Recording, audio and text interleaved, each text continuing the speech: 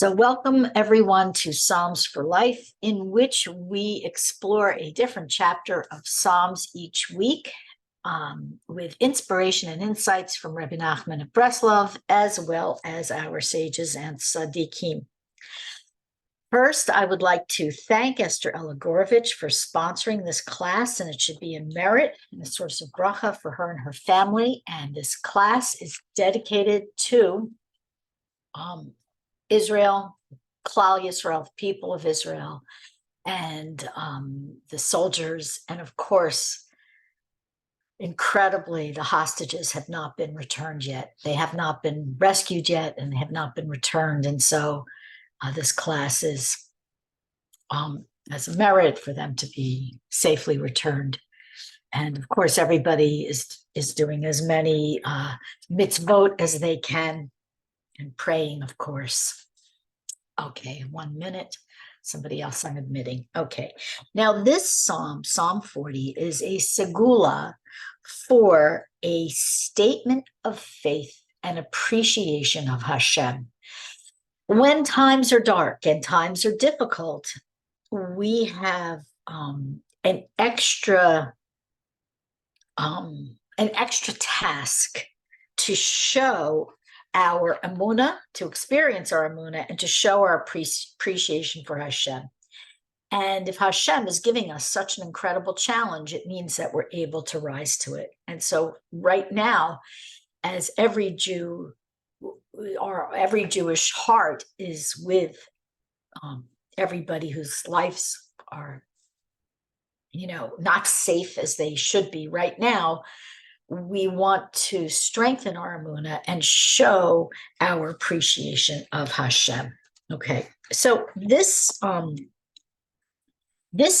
has in it the term a shir chadash, a new song, and we're going to actually talk more about that song, what it means, a new song, a little bit later. But right now, this is a new song from David, because this is part of the 4 psalms that we all have been discussing, which form a discussion from David about his illness. And this psalm is expressing the joy as Hashem rescues him and heals him from this terrible illness that he suffered with. Now, Rashi and the Medrash says that this psalm is referring to the children of Israel when they were escaping from the Egyptians, but it also is referring to the future generation and the future Geulah, which is happening right now. So this psalm is specifically for us, say Chazal, right now, right what everybody's going through. Okay. So as I mentioned for the segula, this is a psalm in which even when times are difficult, we strengthen our faith and we thank and praise Hashem. And this is, for us, one of the definitions of a tzaddik. Okay. And since all of us are tzaddikim, or potential tzaddikim, because as Hashem says, all his children, all his people are tzaddikim, that we have within us to rise to the occasion and to remember to thank Hashem for everything that we're living through, difficult as it might be. And we also should be looking for the good things that are obviously good to our eyes, things we can understand, and we should thank Hashem for those regularly, every day, at all times. Okay. We'll start with Aleph, with verse number 1. I'm already losing my voice today, excuse me. Lamanat Seach LeDavid Mizmor. So this is a song unto David, to David, to elevate him. That's the meaning of that introduction. Kavo Kavisi Hashem. I'm going to use Hashem's name. Kavo Kavisi Adonai, Vayet Elai, Vayishma Shavasi. I have hoped, and I have hoped and hoped for Hashem, and he extended his ear to me, and he heard my cry. So this is telling us that hoping to Hashem is what saves us. And when we hope to Hashem, we're displaying our bitachon, our trust to Hashem. As it says in Eicha and Lamentations, Hashem is good to those who hope in him. If we hope to Hashem, he helps us. If we trust to Hashem, he helps us. The idea is that our obligation is to turn towards Hashem. This is very difficult when things are hard, because the natural human response is to worry, to let the Yetzer Hara get the best of us, to despair, to question Hashem. But chas v'shalom, we should do that. Everyone tells us, our sages and tzaddikim and Rebbe Nachman and others tell us, we have to place hope and trust in Hashem. And you can try this, practically speaking, when something goes awry. Something always goes awry. And please, Hashem, it should be small things, right? When something goes awry, immediately, instead of saying, oh, how did this happen? That's his fault, that's her fault, that's my fault. Immediately say, Hashem, I'm turning to you with hope and trust. Please help me out of this situation. And we have to train ourselves. And for those of you with young children at home, we have to train our children, okay? We're not naturally like this because the Yetzer Hara is quite strong. Okay, I'm going to continue. V'ya'aleni mibor sha'on mitit hayaven vayakem al sela raglai konen ashurai. And he drew me up out of the roaring or screaming pit from the filthy mire, and he set my feet upon a rock, and he established my steps. So Malbim says the filthy mire means quicksand, whether it's a spiritual or physical quicksand. And the Talmud explains that when we have this word, this mixture, this slimy mud and mire, it's used to imply Gehinnom, which can be on earth. As a matter of fact, Rebbe Nachman teaches Gehinnom is also on earth. And when we cry out to Hashem, we should ask him to be saved from Gehinnom on earth. And this, of course, is Rebbe Nachman's promise, which, I'm sorry, I'm receiving messages. Hold on one second. Sorry about that.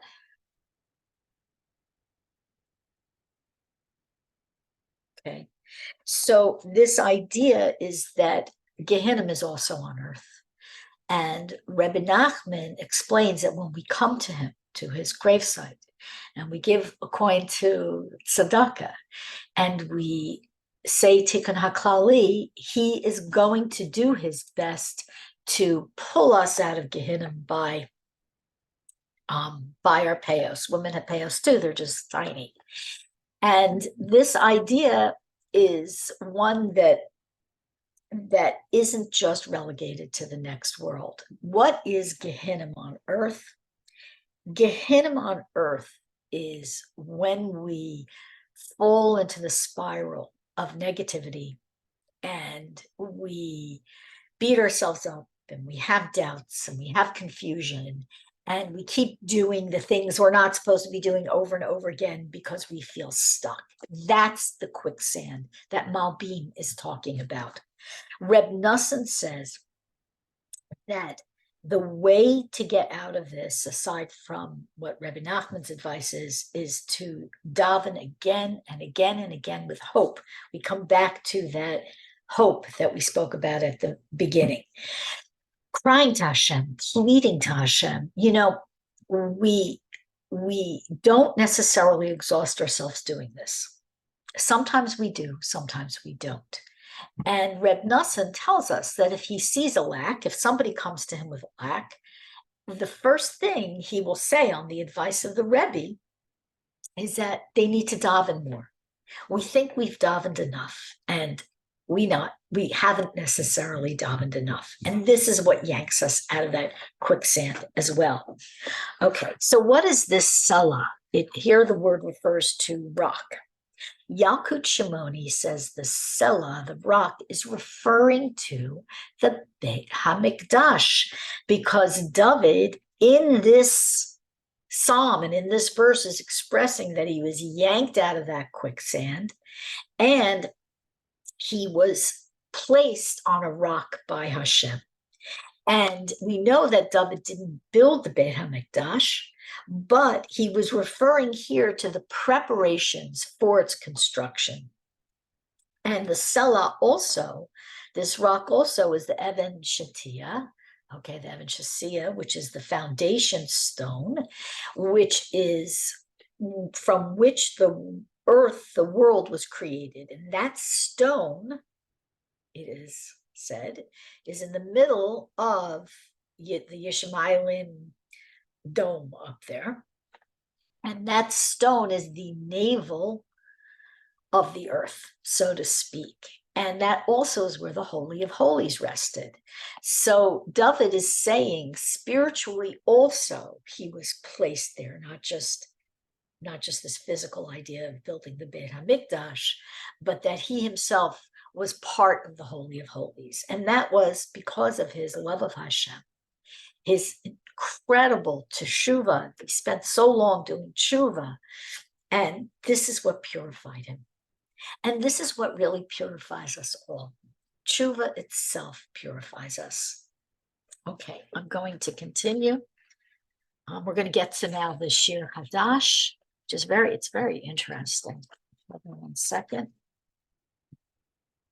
Okay. Vayiten bifi shir chadash tehillah lelohenu yiru rabim vayira'u vayivtechu badonai. Okay. So he put into my mouth a shir chadash, a new song, a hymn to our God, so that the many or the multitudes will see and they will be awed, they will fear Hashem, and they will trust in Hashem as well. So Rashi says that the shir chadash hints to the shiras hayam, the song of the sea after Egypt, which of course we say every day in our morning prayers. And the Medrash tells us something really interesting. All songs prior to Mashiach are called shira, okay? The feminine gender. Hebrew has 2 genders, feminine and masculine. And that's because each victory, each new song we sing gives birth to new labor pains, to a new challenge, to a new test. So it has a feminine quality to it because women give birth. In the future, this shir chadash, this new song of victory, will be called a shir, not a shira, because it won't give birth. There will be no more labor pains. It's not going to give birth to anything. It will already be the geula. And even though the geula will go through many phases, okay, we've spoken about this in other classes, not necessarily the Psalms class, about the phases of what will happen to us in the world when Mashiach comes. And of course, for those of you who would like a quick look at that, you can look at my small and thin book, Mashiach, Hope for Turbulent Times. It's available on Amazon and I think a couple of bookstores here in Brooklyn. And that will tell you about the phases. It doesn't go into great detail because really there are so many opinions. But that's not a birth. That's just a development, a growth. The birth has already happened. And so this verse here is a hint to the song of the future. And this lies really embedded in this psalm specifically. This is a messianic psalm, but it really is embedded in all the psalms. And if we look at them carefully with the eyes of the Mekubalim, we will find reference to the Geula in everything.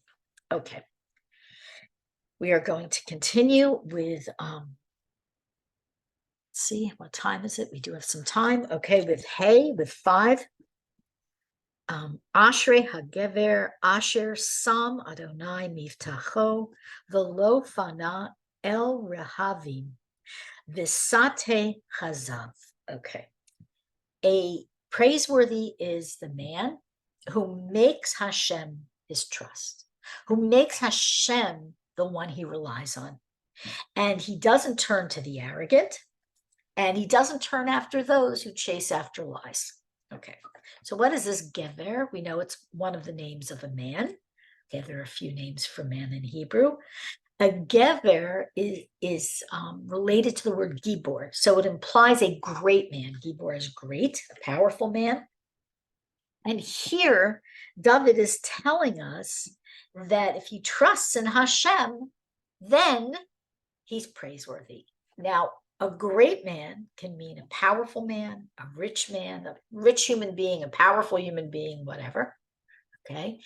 But his praise only comes if he doesn't place his trust in his power, in his connections, in his gold, but he places his trust in Hashem. This is greatness. And for a man or a person who has all those qualities, that power and gold, etc., and he's still placing trust in Hashem first and foremost, he's even greater than a poor person who trusts in Hashem. There's a greatness to that quality, because it's very tempting to believe in what you see in front of you acting on this world. Okay. So in Yirmiyahu, it says, Baruch HaGever Asher Yivtach B'Hashem V'Haya Hashem. Blessed is the man who trusts in Hashem and makes Hashem his trust. So this is being echoed here in this verse. And Al-Sheikh explains that Hashem isn't like the arrogant rulers and leaders who seek popularity. Okay, we know them, we see them, who they shall remain nameless. They're in every country. They're the ones that, as they say, lick their fingers and hold it up to the wind to see which way the wind is blowing. Okay, that's a kind of greatness that is disparaged by our sages. And by the way, I will say it's not just politicians. Unfortunately, sometimes it's other people who shouldn't be doing that as well. And that Hashem himself is great, but he is also very humble, and he isn't worried about the size of his audience. Eventually, the whole world will know Hashem, but Hashem doesn't worry about that. He's more concerned with us, his small people, his little people right now. And I would like to say that this is like the difference between a cheap wine and a fine wine. So more people drink cheap wine than fine wine. Cheap wine is easily available. Okay, you could see it everywhere, but a fine wine it's cellared, not everybody has access to it, it's expensive, people don't know how to pour it properly, and so on and so forth. Okay, so there's something to be said for something that's quality over quantity. And this is, look, we should all have many, many simchas. Okay, everyone should be able to go to weddings and have brisim, and to have circumcisions, and to have all the events and engagements, and we should just all have simchas. And the idea is to have these simchas to be ones of quality. Okay, somebody just messaged me. We are on Psalm number 40. Okay, I'm sorry if I didn't say that. I think I said it at the very beginning. Okay, so the idea is that we want quality over quantity. Okay, it's good to have both, but right now we should be happy with quality. What's quality? Quality means something done with an eye to focusing on the mitzvah itself. Okay, that's it. Mitzvahs are like fine wine. You know, Rebbe Nachman, he tells a story. It's a story of some men are traveling with a wine merchant in his wagon. And they're sitting in the back of the wagon, and it's cold and they're thirsty. And they say to the wagon driver, look, could we please have a sip of your wine? And he says, well, look, this is very fine Hungarian wine. It's top quality wine. I really can't give it to you, but since you're cold and since you're traveling with me, I'll let you have a little sip. So each person gets a small little taste of this incredible wine. Okay. They finally get off and they arrive at an inn. And there they see a man boasting that he is the best Hungarian wine in the world in front of him. And so one of the men from the wagon goes over to him and says, can I taste it? Because I've tasted fine Hungarian wine. And the man says, sure, pull up a seat, have a sip, have a glass. Let's make a l'chaim. So he has a sip and he says, oh no.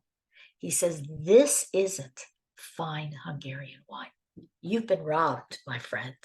This isn't the real deal. It's not authentic because I've tasted the real stuff. And here Rebbe Nachman was referring to his own teachings. And he said that his followers, when Mashiach comes, they'll know the real stuff already. They'll have tasted that fine Hungarian wine. They'll have tasted the sweetest Torah. And in fact, we're told that Rebbe Nachman said that his Torah is the Torah of Mashiach. Mashiach's going to approach teaching Torah like Rebbe Nachman does, using his lessons, I'm assuming, which are very deep, yet also very simple at the same time. So everyone can benefit from them. And that's something so special about Rebbe Nachman's Torah, his teachings. Okay, let's continue.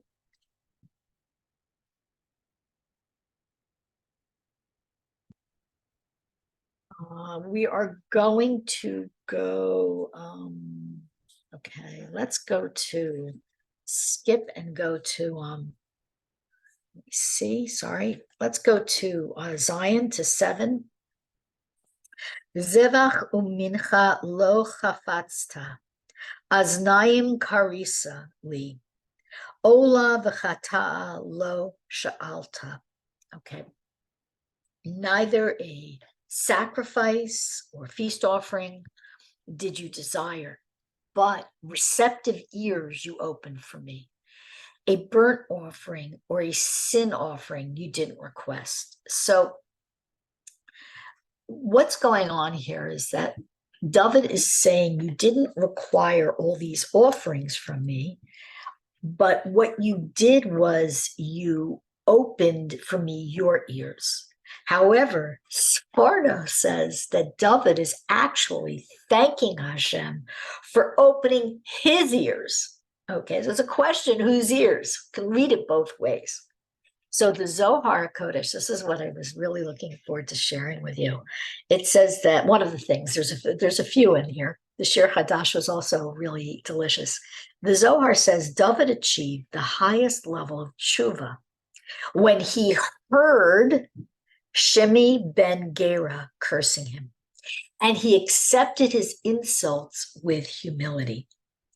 And so David here is thanking Hashem, okay, thanking Hashem for allowing him to accept insults from the head of the Sanhedrin who turned against him and humiliated him. We know David's life, he had so many enemies, and we mentioned Shimi ben Gera before in the past. And he's thanking Hashem for the ability to hear this humiliation, and to have his ears opened and to say, this is part of my tshuva. And Chazal tell us that if, it's very painful, it's like a death to be humiliated. It says so in Talmud, as a matter of fact. And the Chafetz Chaim repeats this, that harsh words, humiliating someone, is like murdering someone, and we should never, ever do it. We should never shame someone. But if we ourselves are shamed, there's a benefit to us, because it's like receiving the death penalty, so to speak. It's a form of tshuva in this world. And we've all been humiliated more than once, many times. This is life. And instead of attacking that person or, holding a grudge against that person, we should be thanking Hashem the way David thanks Hashem. Okay, we can aspire to do that. Not easy, but we can aspire to. I could tell you, by the way, that if you're able to do this, we shouldn't, daven necessarily to be humiliated, because we shouldn't daven for a test. But if you're able to do this, the Chazal tell us that, actually a lot of Rabbanim tell us that we can go and immediately give someone a bracha, because if we're able to be dom and shtok, silent in our mouth, as Rebbe Nachman says, and silent in our heart, okay, not holding a grudge, not reacting with anger. If we're able to do that, we have a special power to give a special bracha. I'm not going to go into the stories today, but I'm sure at least some of you have heard the stories about the power of these brachot that we can make when this occurs. Okay. Let me see. I think we're going to go to the next verse 8.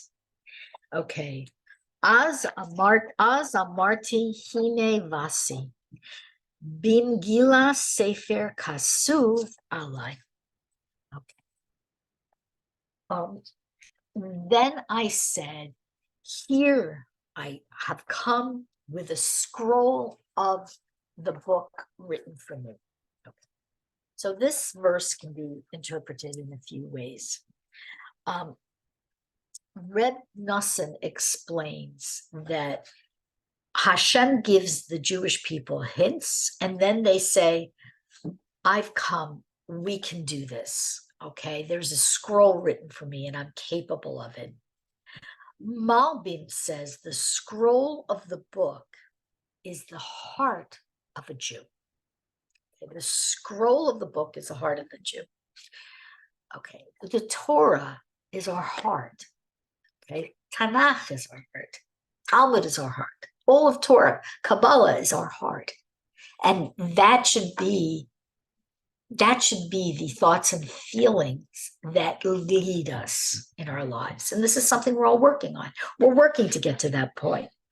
So a Jew who has a scroll of the book in her heart or his heart is naturally inclined to do the right thing. As a matter of fact, our sages say that a Jew has 3 names, 3 qualities. They're called Rahmanim, Baishanim, and Gomlei Chasadim.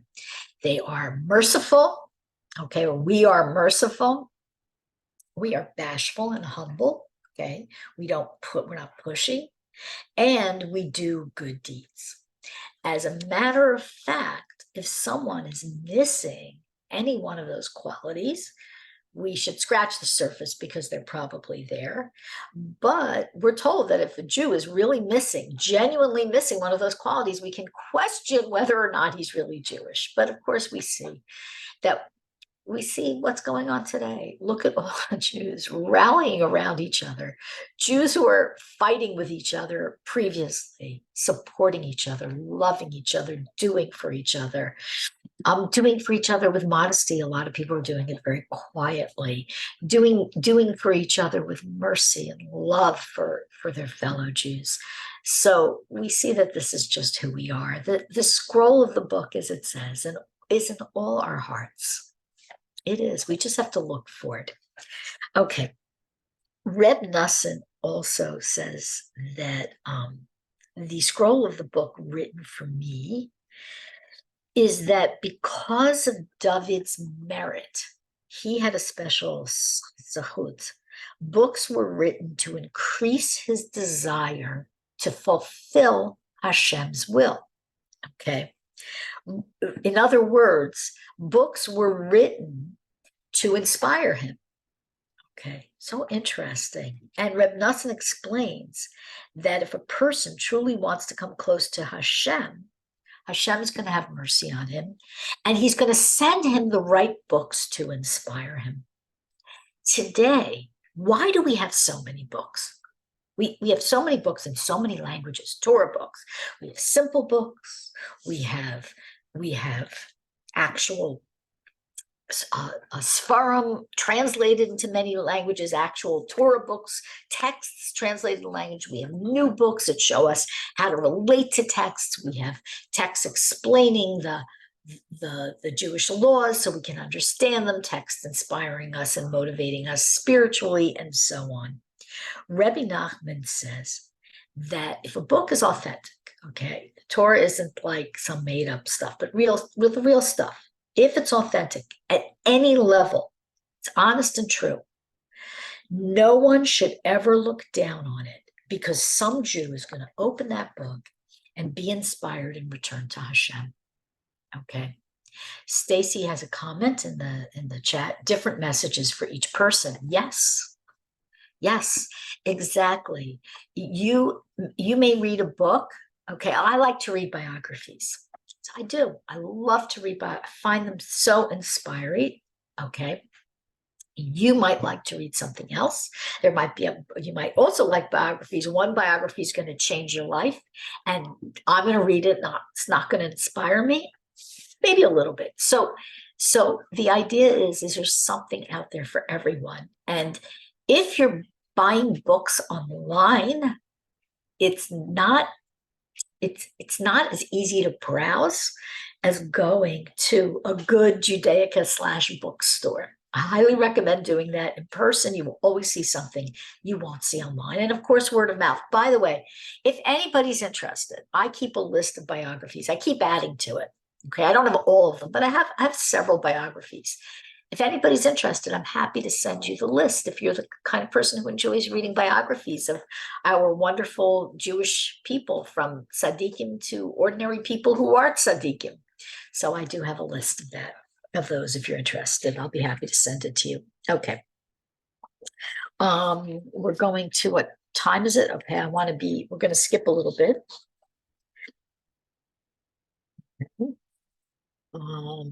Sorry, we do have to skip.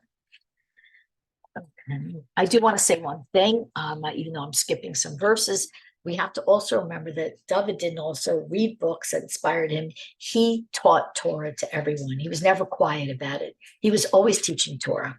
Okay. Tehillim is not only prophecy, they're Torah lessons and Musar lessons in the Tehillim, as we can see.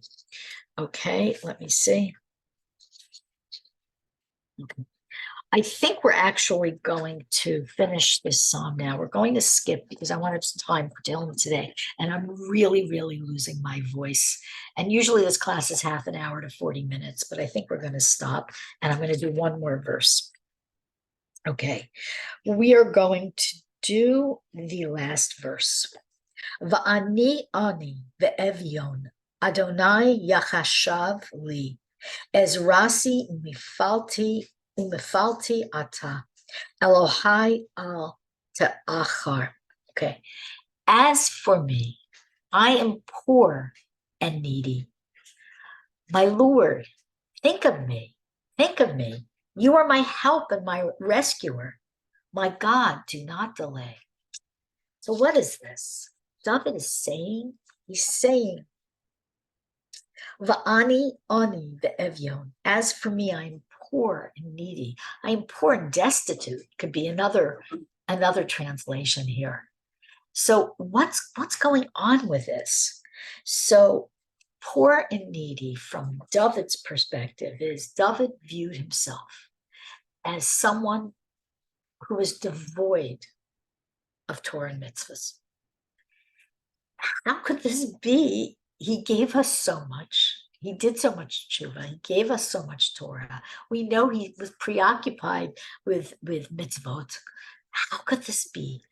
Because he, in this instance, He was looking towards what he hadn't yet achieved last week. And if you haven't seen the class, if you weren't in class, you can watch the video on my YouTube channel for Psalm 39. We discussed how David, or maybe it was the week before for Psalm 38, I'm trying to remember, I think it was last week, how David was learning Torah up to the moment of his death. And when he slipped and his mind wasn't concentrating on Torah, that's when the angel of death could grab him. Okay. So David was so humble. He realized he wasn't comparing himself to anyone else. He was so great. He was comparing himself to the greatness of Hashem. Hashem had so much more Torah to pour into him, to bestow on him. Yet he felt poor and needy. And this was a great king. David was a great king. We are told that he himself kind of eschewed a lot of the luxuries, even though he lived in a luxurious palace. He himself was rather simple. Okay. And Rashi tells us that when we hear ani, when the evyon, the ani evyon, as for me, ani the evyon, I am poor and destitute, or I am poor and needy. Who is this referring to? It's referring to Am Yisrael. It's referring to the people of Israel, because we are poor and needy. We need Hashem to help us every step of the way. We need our tzaddikim to help us every step of the way. Okay. And we need so much forgiveness and so much patience and so much mercy and love from Hashem. And that's what we get if we go back to the very first verse, the second verse, sorry. Kavo kavisi Adonai vayet elai v'yishma shavasi. I have hoped in Hashem, and he inclined his ear towards me, and he heard my cry.